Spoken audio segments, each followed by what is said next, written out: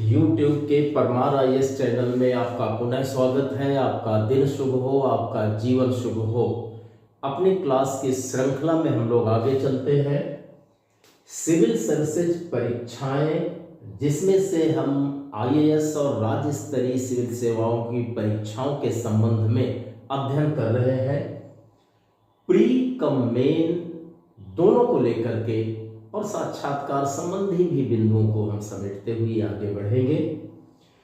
हम यहाँ पर एक विषय को लेकर चलते हैं, भूगोल। भूगोल के पूरे अध्ययन को हमने दो भागों में बांट रखा है, भाग 1 और भाग 2। भाग 1 में विश्व का भूगोल आता है और इस विश्व के भूगोल को ही अभी हम अध्ययन कर रहे हैं। इस विश्व के भूगोल को हम कुल मॉड्यूल 8 में पढ़ेंगे। अभी हम लोग मॉड्यूल 1 पर चल रहे हैं, जिसका नाम है सामान्य भूगोल। और इस मॉड्यूल 1 को हमने 8 सेगमेंट्स में बांट रखा है। इसे हमने 2 सेगमेंट में बांट रखा है, 2 सेगमेंट में बांट रखा है। सामान्य भूगोल के मॉड्यूल को सेगमेंट 1 को हमने समाप्त कर रखा है और सेगमेंट 2 यहाँ पर हम चल रहे हैं, जिसका नाम है ब्रह्मांड, अंग्रेजी में द यूनिवर्स या द कॉस्मॉस। इस सेगमेंट 2 ब्रह्मांड को हम अच्छी तरह से पढ़ें, समझें, तो इसे हम बांटने का काम करेंगे, कई भाग में बांटेंगे। तो एक चैप्टर आया, चैप्टर 1 लेंगे और चैप्टर 1 है ब्रह्मांड सृजन यानी यूनिवर्स क्रिएशन। इस ब्रह्मांड सृजन के चैप्टर को हम कई सेक्शन में बांट करके पढ़ेंगे। अच्छा, ये हमने बांट करके अलग अलग रूप में पढ़ाने का काम इसलिए रखा है कि आपका जो विषय है, विषय बड़े व्यवस्थित रूप से आपको अच्छे ढंग से तैयार हो जाए और आपको लगे कि चैप्टर वाइज, सेक्शन वाइज सारी चीजें तैयार है।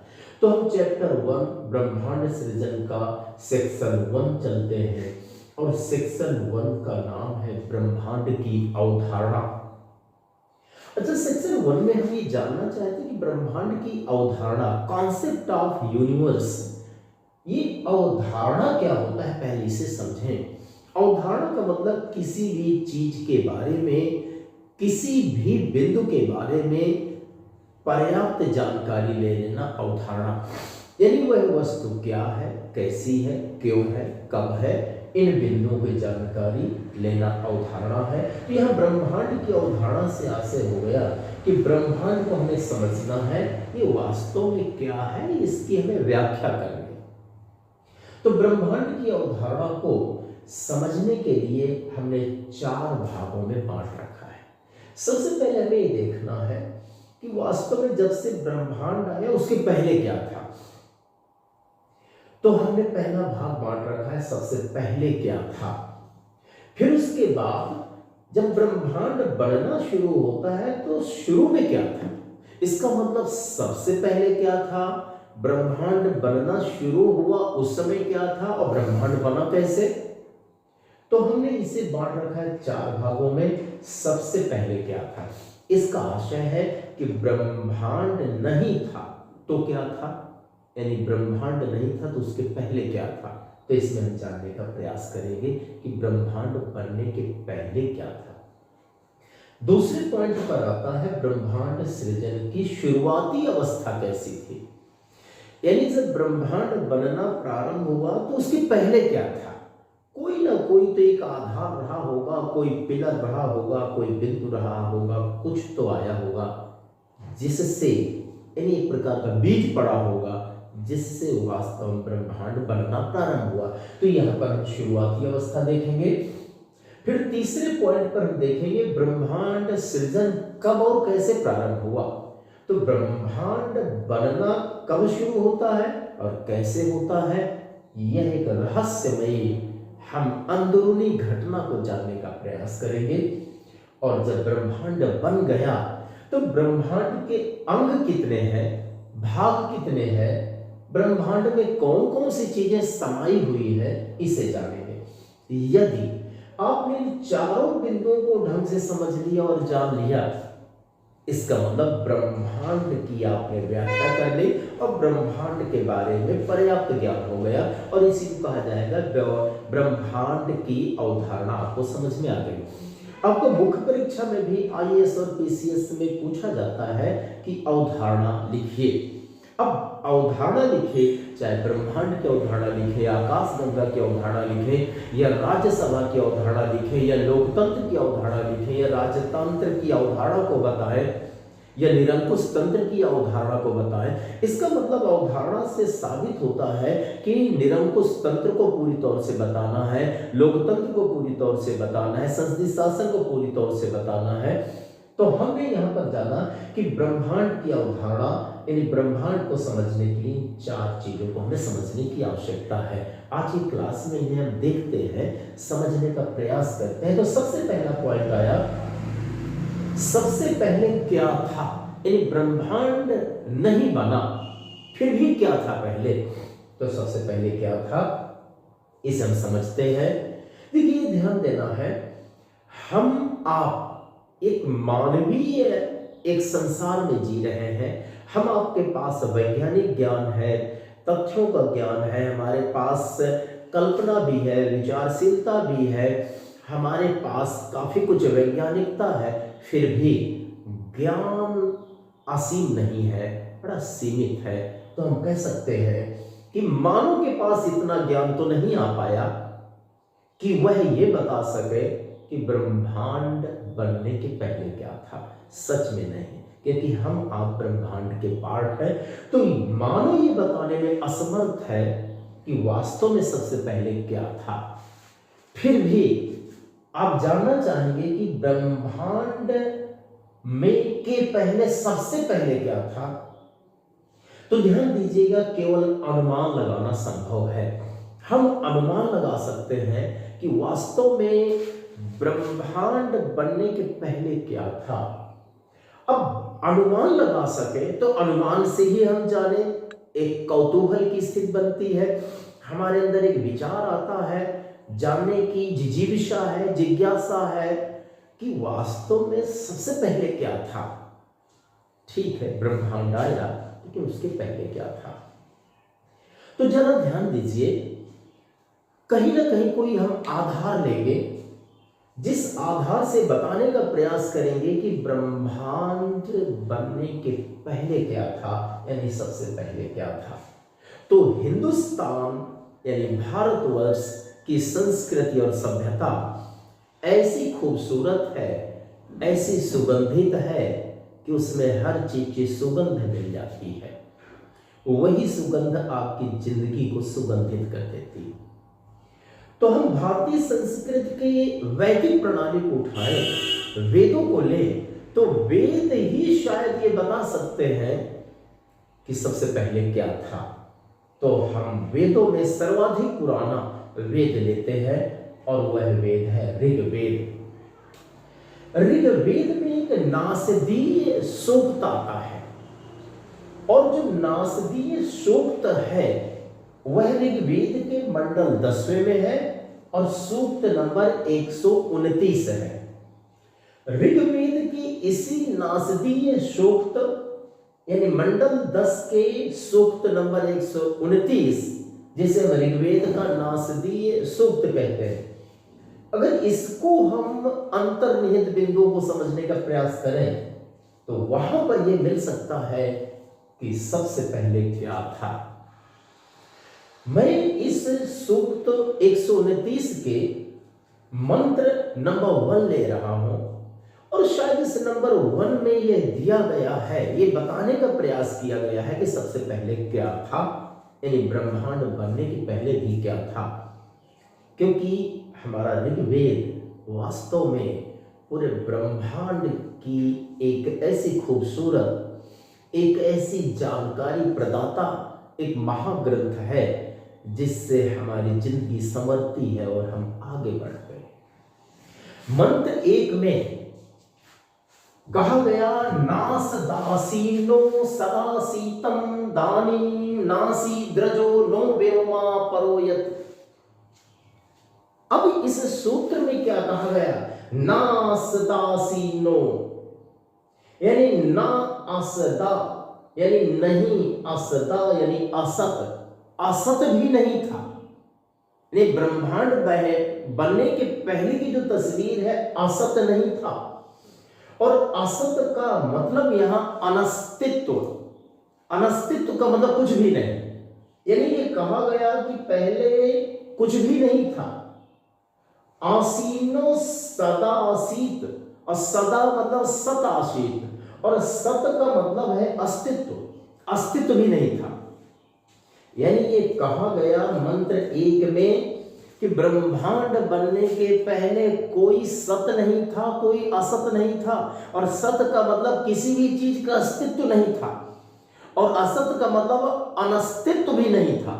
यानी ना ही सत था ना असत था, यानी अस्तित्व भी किसी भी चीज का नहीं था और अनस्तित्व भी नहीं था, यानी कुछ भी नहीं था।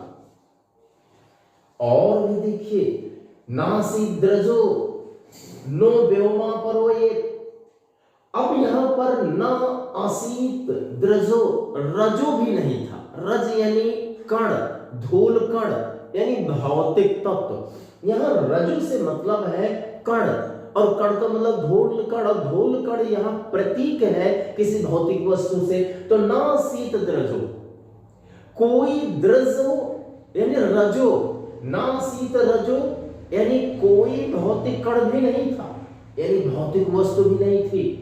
और भी देखिए, नो व्योमा परोयत, ना आकाश था, परोयत और आकाश के उस पार भी कुछ नहीं था।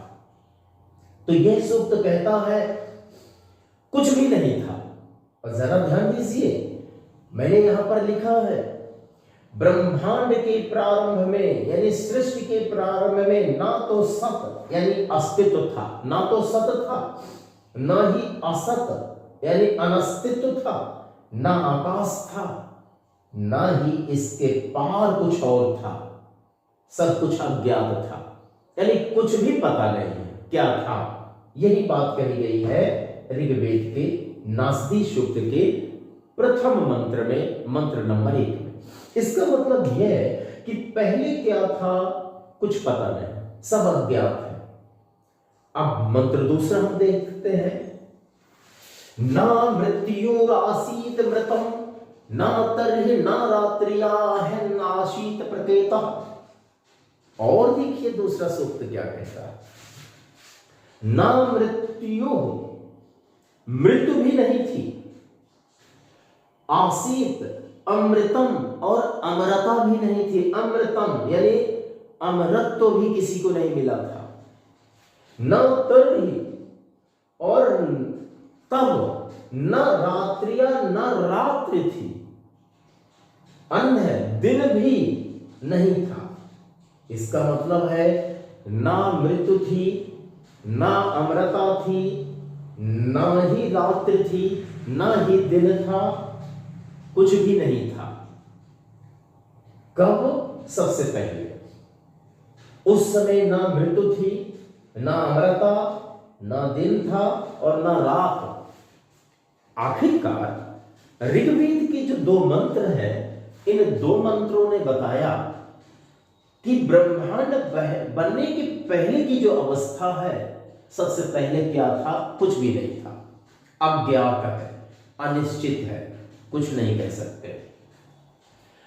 अब बात आती है कि फिर ऋग्वेद में इसी सूक्त में आगे कहा गया है। कौन सा सूक्त? यहां पर नासदीय सूक्त है, इसमें और आगे बताया गया है। आगे ये बताया गया कि वास्तव में फिर था क्या। तो ये बताया गया कि केवल एक अनादि शक्ति थी।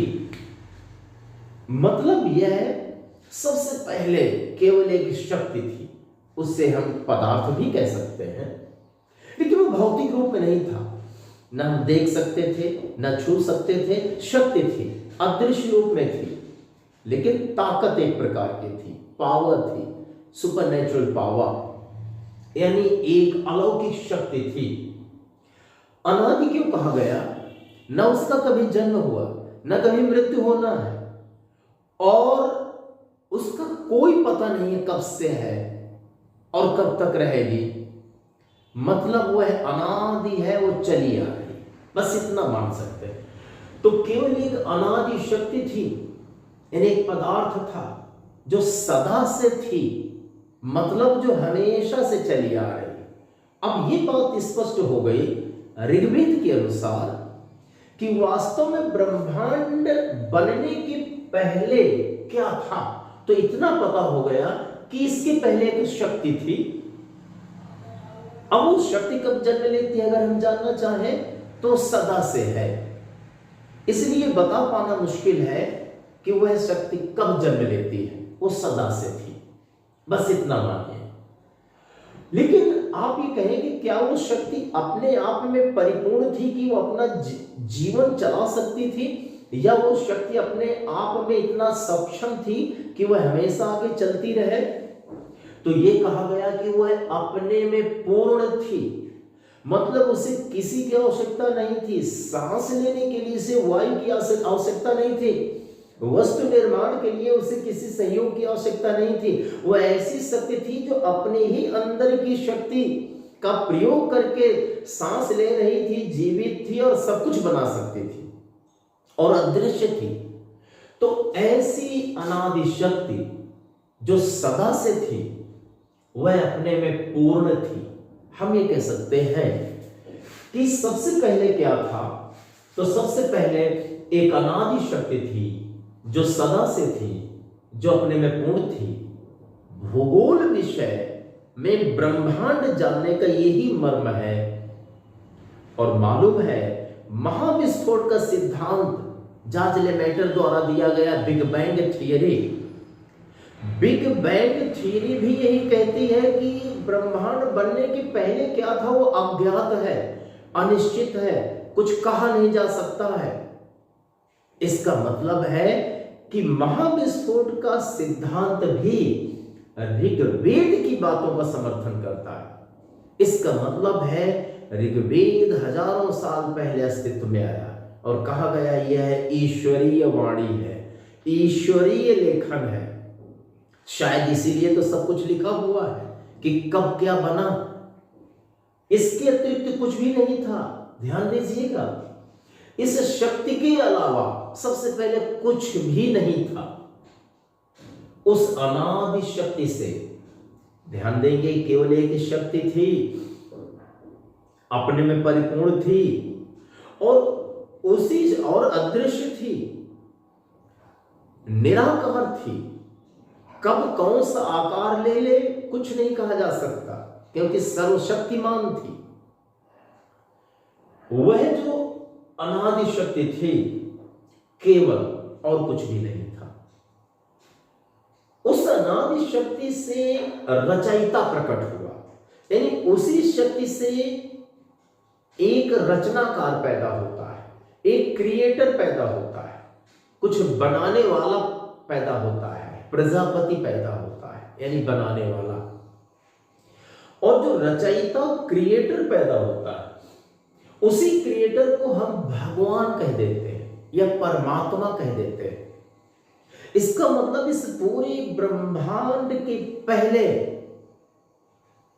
एक रचयिता है भगवान, और इसके पहले एक अनादि शक्ति है, यानी भगवान या परमात्मा भी एक अनादि शक्ति से जन्म लेता है। इसका मतलब भगवान परमात्मा भी किसी के अधीन है, किसी के स्मरण करता है, किसी से ताकत पाता है, तभी वो ब्रह्मांड का निर्माण करता है। हम ये कह सकते हैं कि एक अनादि शक्ति और ब्रह्मांड के बीच में जो मीडिएटर का काम है भगवान कर रहा है, परमात्मा कर रहा है, और उसी ने इस ब्रह्मांड को बनाया, वो मीडिएटर है, क्रिएटर है। तो जरा ध्यान दें कि एक अनादि शक्ति है, उससे भगवान जिसे हम कहते हैं, परमात्मा हमने नाम दिया है, जबकि वो रचयिता है, वह प्रकट हुआ। तो एक अनादि शक्ति, फिर उससे पैदा होता है रचयिता, और रचयिता जब पैदा हुआ, क्रिएटर पैदा हुआ, तो उसके अंदर से एक इच्छा जन्म लेती है, एक कामना जन्म लेती है। जैसे आप अपने घर पर बैठे हैं और डिस्ट्रिक्ट मजिस्ट्रेट की गाड़ी आती है, उसके साथ और गाड़ियां आती हैं, और आपको लगता है क्या उसको जबरदस्त शक्ति है। संध्या के समय देखा और रात्रि में कौतूहलता है और आपको लगा, आपके अंदर एक इच्छा जन्म लेती है, मैं क्यों ना आईएएस बनूं। और जब इच्छा जन्म लेगी तो उस इच्छा को साकार करना शुरू कर दीजिए। आपका आकार इस समाज में बन जाएगा एक आईएएस ऑफिसर के रूप में। इसका मतलब है आपको आईएएस बनना है। निसंदेह आपको सबसे पहले आपके अंदर एक कामना, इच्छा का जागरण होना चाहिए कि मुझे ऐसा करना है। तो एक अनादि शक्ति, उस अनादि शक्ति से हमने देखा कि एक रचयिता आया और रचयिता के अंदर से एक इच्छा का जन्म हुआ, एक कामना का जन्म हुआ, डिजायर का जन्म हुआ। और इच्छा क्या थी? इच्छा थी कि कुछ बनाऊं, यानी यही जो कामना थी, इच्छा थी, तो वह कुछ बनाऊं यानी सृष्टि का निर्माण करूं।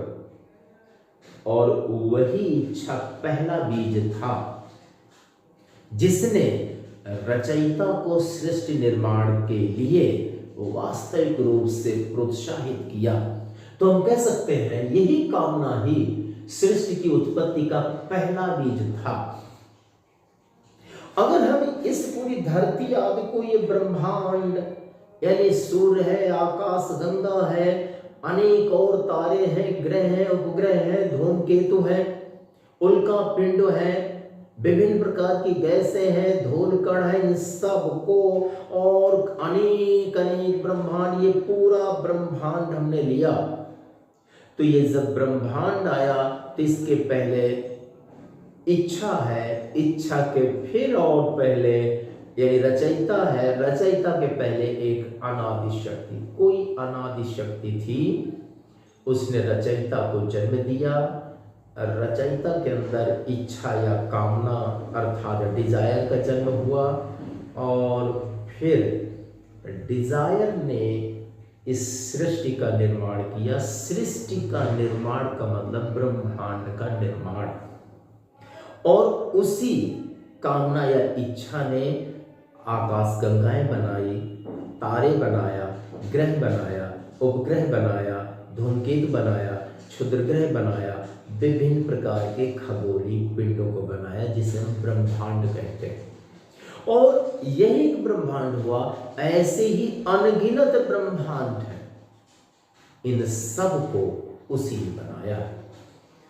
अब हम यहां पर ही देखते हैं कि इस बीज यानी जो ये कामना थी, ये बीज था, इस बीज से ऊर्जा की तरंगे यानी अनादि शक्ति, रचयिता आया, रचयिता के अंदर से इच्छा का जन्म हुआ, कामना का। और जब कामना का जन्म हुआ तो कामना से तरंगे बाहर निकलने लगी। जैसे आपने सोचा मुझे आईएएस बनना है तो तुम तरंगे निकलेंगी ऊर्जा की, तो उस कामना से, उस इच्छा से तरंगे निकलने लगी।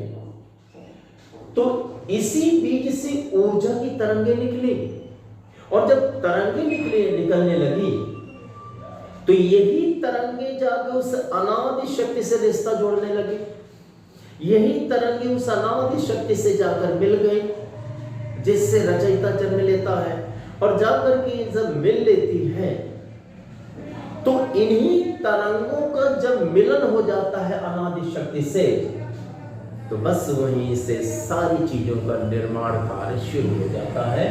तो इस बीज से ऊर्जा की तरंगे निकली जिन्होंने उस अनादि शक्ति से मिलकर सृष्टि रचना को आरंभ किया।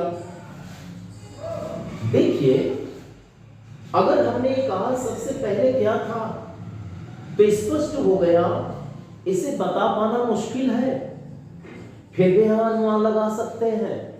अनुमान के आधार पर ऋग्वेद का हम सहारा लें तो ऋग्वेद कहता है कि सबसे पहले कुछ नहीं था, न सत न असत, न आकाश न धूल, न कुछ भी नहीं, न मृत्यु न अमरता। आगे ऋग्वेद कहता है कि केवल एक अनादि शक्ति थी और उस अनादि शक्ति से एक रचयिता जन्म लेता है और रचयिता के अंतर्निहित भाग से कामना या इच्छा का जन्म होता है और कामना पहला बीज था और इस कामना से ऊर्जा की तरंगे निकली। यही ऊर्जा की तरंगे अनादि शक्ति से मिल जाती है और मिलने से फिर सृष्टि का प्रारंभ होता है। तो आप अब कह सकते हैं कि ब्रह्मांड बनने के पहले यानी सबसे पहले एक अनादि शक्ति थी और उसी अनादि शक्ति से एक क्रिएटर रचयिता जन्म लेता है और रचयिता की इच्छा और कामना ने इस ब्रह्मांड को जन्म दिया। बस सबसे पहले केवल यही था। अब हम ये लेते हैं कि ब्रह्मांड सृजन की शुरुआती अवस्था कैसी थी। ब्रह्मांड बनना शुरू हुआ तो पहले क्या था?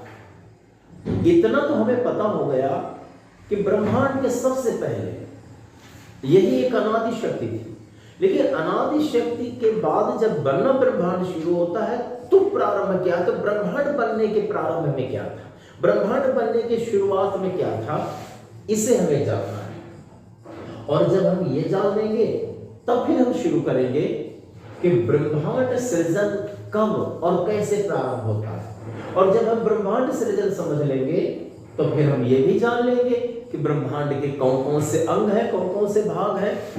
तो अब हम इसमें से दूसरा बिंदु लेते हैं और दूसरा बिंदु है ब्रह्मांड सृजन की शुरुआती अवस्था कैसी थी।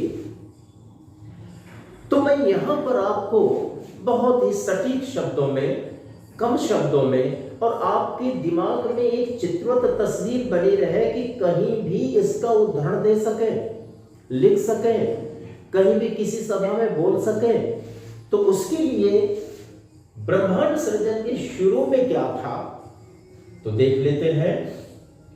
माना गया कि जो ये शक्ति रही होगी अनादि शक्ति और जो बीज आया और तरंगे अनादि शक्ति से मिल गई, तो शायद यही तरंगे जब अनादि शक्ति से मिलती हैं तो कुछ बना होगा। जो बना वही है शुरुआती अवस्था। तो जब कामना जैसे बीज से धीरे धीरे ऊर्जा निकलना शुरू हुई, अनादि शक्ति से ऊर्जा मिल गई तो कुछ अस्तित्व में आया और जो अस्तित्व में आया वही है ब्रह्मांड सृजन की शुरुआती अवस्था। अब देख लेते हो क्या अस्तित्व में आया। अच्छा, यहां तक अभी आपको लग गया होगा ये तो सब अदृश्य शक्तियों का खेल। तो सच में मेरे अंदर एक अदृश्य ऊर्जा है, शक्ति है, वही बोल रही है, वो निकल जाए सब बेकार। और वही जो ऊर्जा है, जो वही शक्ति है, उसे मैं ना देख पा रहा हूं, ना आप देख पा रहे हैं, ना कोई देख पा रहा। और इसी तरह सबके साथ है, हर जीव आपके पास, सबके पास। तो सच में ये दुनिया दिखाई दे रही है, ये खेल केवल अदृश्य ऊर्जा का है, अदृश्य शक्ति का है, अनादि शक्ति का है। अगर वो नहीं है तो सब बेकार।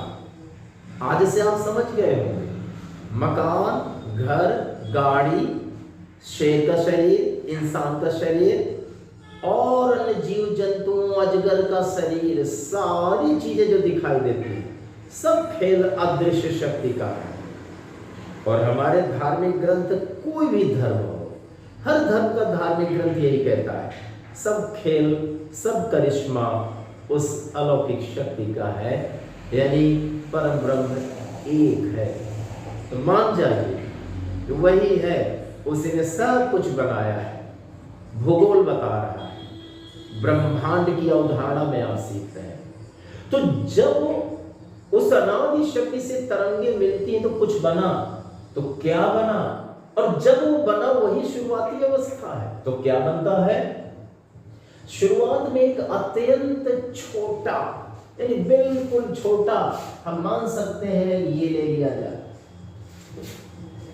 अब इसको स्टीफन हॉकिंग कहते हैं और जॉर्ज लेमेटर के सिद्धांत को, बिग बैंग सिद्धांत को स्टीफन हॉकिंग पढ़ा, समझा और उन्होंने अपनी पुस्तक का ब्रीफ हिस्ट्री में लिखा। और स्टीफन हॉकिंग ये कहते हैं कि वास्तव में शुरू में ब्रह्मांड एक मटर के दाना के समान रहा होगा, धीरे धीरे आकार बड़ा हुआ होगा, फिर विस्फोट हुआ होगा, अरबों टुकड़े बने होंगे, फिर उनका आकार बड़ा हुआ, फिर उसके बाद विस्फोट हुआ, फिर टुकड़े बने और धीरे धीरे पूरा ब्रह्मांड बन गया। तो स्टीफन हॉकिंग जो कहते हैं कि मटर के दाना के समान था, और यहीं पर आपके जॉर्ज लेमेटर यानी बिग बैंग सिद्धांत के प्रदाता भी कहते हैं कि शुरू में एक बहुत छोटा, एक कोई मेघ जैसे, बादल जैसे था। अब वो गैस का बना था, किस चीज का कहना थोड़ा मुश्किल है, शोध चल रहा है। इसका मतलब ये है कि ये जो यहां पर कहा जा रहा है, ये वही बात है कि प्रारंभ में एक अत्यंत छोटा, ऐसे मान ले, लेकिन बहुत गर्म था और घना था। घना का मतलब ये कि हम पूरी पृथ्वी को इतना इतना इतना इतना छोटा कर दें, इतना उसको कंसाइज कर दें, इतना छोटा कर दें, इतना डेंस कर दें कि उसे सरसों के दाना के समान बना दें। इतना घना और छोटा, यानी उसे बिल्कुल बिल्कुल छोटा कर दें।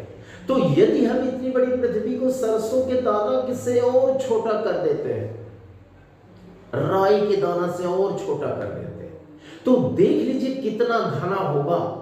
तो यह ऐसा ही घना था शुरू में। तो जब ये शुरू में एक बिंदु आता है, घना बिंदु, लेकिन ये गर्म था और छोटा, यानी शुरुआत में एक अत्यंत छोटा, गर्म और घना बिंदु अस्तित्व में आया। बस अब समझ लीजिए, जब ये आया, यहीं से ब्रह्मांड बनना शुरू होगा। तो ये जो आया, तो ये बिंदु किसी तत्व से नहीं बना था। अब आप ये कहें कि हाइड्रोजन से था, हीलियम से था, क्वार्क से। एक बात ये मान लीजिए, कुछ कहना मुश्किल है कि किस गैस, किस पदार्थ से बना था, किस भौतिक तत्व से बना था। तो यह जो बिंदु आया, किसी तत्व से नहीं बना था, किसी पदार्थ से नहीं बना था, यह कोई भौतिक वस्तु ही नहीं था। तो आप कहेंगे किससे बना था? तो सच में कहा जाए, इस बिंदु में अनंत घनत्व था। मैंने अभी आपको डेंसिटी की बात की थी, घनत्व की बात की। अत्यंत यानी अनंत घनत्व था छोटा, घनत्व बहुत था, जैसे हमने पृथ्वी को छोटा करके बताया। और तापमान अनंत था, छोटा था, इतना तापमान कहा नहीं जा सकता, इतनी सघनता कहा नहीं जा सकता, जिस पर भौतिकी के कोई नियम लागू नहीं होते। जो हमारा फिजिक्स है या एस्ट्रोनॉमी है या कोई भी साइंस है, मतलब कोई भी साइंस के जितने नियम हैं, कोई वहां नहीं लागू हो सकता। यानी विज्ञान से परे, विज्ञान से दूर, उससे अधिसावयवी, सुपर ऑर्मिक, बहुत ऊपर कोई नियम नहीं लागू होते थे। अब आप ये कहें, मैं कहता हूं कोई पदार्थ भी नहीं था, कोई गैस भी नहीं था, और इस पर फिजिक्स के कोई नियम नहीं लागू होते थे, क्योंकि उनसे सबसे बड़ा था, सुपर था, सुपर, सुपर प्लस सुपर। तो ये किसी चीज का नहीं बना था क्या? तो यह एक अवस्था थी, एक स्टेज थी। जैसे वृद्ध व्यक्ति, शरीर तो उसका धीरे धीरे कोशिकाओं का मरना शुरू हो गया, डेंसिटी घटने लगी है बोन्स की, शरीर धीरे धीरे कृशकाय होता गया, ये तो है। लेकिन उस समय उसकी सोच बदल गई। तो जो सोच बदली है वो एक अवस्था है। आप अभी रात दिन करके तैयारी कर रहे हैं, आईएएस बनना चाहते हैं, आईपीएस बनना चाहते हैं, डिप्टी कलेक्टर बनना चाहते हैं, ये जो चाहते हैं, ये जो आपकी सोच है, एक अवस्था है जिसको मैं देख नहीं सकता, फील कर सकता। आपका शरीर तो मुझे दिखाई दे रहा है, मेरा शरीर तो दिखाई दे रहा है, लेकिन मेरे अंदर जो एक सोच है, जो विचार है, वो मेरे इस समय अध्यापन की अवस्था है, स्टेज है। आप इस समय कि मैं ऐसा करूंगी, ऐसा करूंगा, ये जो आप सोच रहे हैं, ये एक अवस्था है, ये शरीर से नहीं बना, ये सोच से जिसे हम नहीं देख सकते। तो वास्तव में ये क्या था? छोटा सा घना बिंदु, वो एक अवस्था थी। मतलब एक ऐसी अवस्था आई जो किसी चीज से नहीं बनी थी, बस अदृश्य थी, सोच वाली थी, तो एक अवस्था थी। अब बात आती है कि इस अवस्था को कहा क्या गया, जो ये छोटी सी अवस्था आई, इसे सिंगुलरिटी कहा गया। कभी कभी एग्जामिनेशन में पूछा जाता है कि हमारा ब्रह्मांड किससे बना? सिंगुलरिटी से बना। क्योंकि यही प्रारंभिक अवस्था है, सिंगुलरिटी है, जिससे ब्रह्मांड बनना शुरू हुआ। That is called the singularity. Before the creation of the universe there was the one stage, that is called the stage of the singularity. Singularity की अवस्था थी, by which there is the starting of the origin of the universe. यह singularity की अवस्था थी। अच्छा, इस अवस्था में फिर क्या था? जैसे मैं इस समय क्लास ले रहा हूं, अगले समय कुछ और करूंगा, फिर अगले समय कोई और काम करूंगा, तो और आज इस शहर में हूं, कल दूसरे शहर में होऊंगा, कल दूसरे देश में होऊंगा। इसका मतलब मेरे पास आज समय भी है और स्थान भी है। लेकिन प्रश्न उठता है, क्या समय और स्थान पहले था? तो मैं आपको बता दूं, जब ये सिंगुलरिटी की स्टेज थी तब भी समय नहीं था, न स्थान। समय जैसी चीज का जन्म नहीं हुआ था, स्थान जैसी चीज का जन्म नहीं हुआ था। जब स्थान का जन्म नहीं है तो पृथ्वी का कहां से हो सकता है, सूर्य का कैसे हो सकता है? कुछ भी जन्म नहीं हुआ था। अभी आप कह सकते हैं कि मई या जून में परीक्षा प्री होगी, सितंबर अक्टूबर में मेन होगा, ये आप कह सकते हैं, तो समय की चर्चा कर सकते हैं। लेकिन सिंगुलरिटी में, यानी सिंगुलरिटी की जो अवस्था है, इसमें ना समय था और ना ही कोई स्थान था। यानी सिंगुलरिटी तक ना समय का जन्म हुआ था, ना स्थान। और एक बात ध्यान दीजिए, यदि समय का जन्म नहीं हुआ, स्थान का जन्म नहीं हुआ, तो समझिए इस दुनिया को और बड़ा किया जाए और सब क्रियाएं चलती रहे, असंभव। समय महत्वपूर्ण, समय बलवान है, आप सुनते आ रहे हैं। जैसी कोई, यानी समय और स्थान जैसी कोई वस्तु अस्तित्व में नहीं थी। यह ब्रह्मांड की शुरुआत से पहले की अवस्था थी। ये ब्रह्मांड जब कहते खटाखट बनना शुरू हुआ, धड़ाधड़ बनना शुरू हुआ, से एक सेकंड के अंदर सारी यानी दशाएं बदल गई। तो ये जब बनना शुरू हुआ, उसके पहले सिंगुलरिटी ही आया। और सिंगुलरिटी के पहले क्या है? कुछ नहीं था, अनादि शक्ति थी। आज आपने ये देखा कि सबसे पहले एक अनादि शक्ति, फिर रचयिता, फिर सिंगुलरिटी, फिर ब्रह्मांड बना। तो सिंगुलरिटी की अवस्था ब्रह्मांड बनने की पहले की अवस्था। अभी इस क्लास में आपने देखा कि सबसे पहले क्या था, ये देख लिया। फिर उसके बाद ब्रह्मांड सृजन की शुरुआती अवस्था कैसी थी, इसे आपने देख लिया। अब हम यह देखेंगे कि ब्रह्मांड सृजन कब और कैसे प्रारंभ हुआ, और उसके बाद ब्रह्मांड के अंग और भाग क्या है, इसे देखेंगे। हमेशा जागरूक रहिए और अपने को शक्तिशाली बनाइए।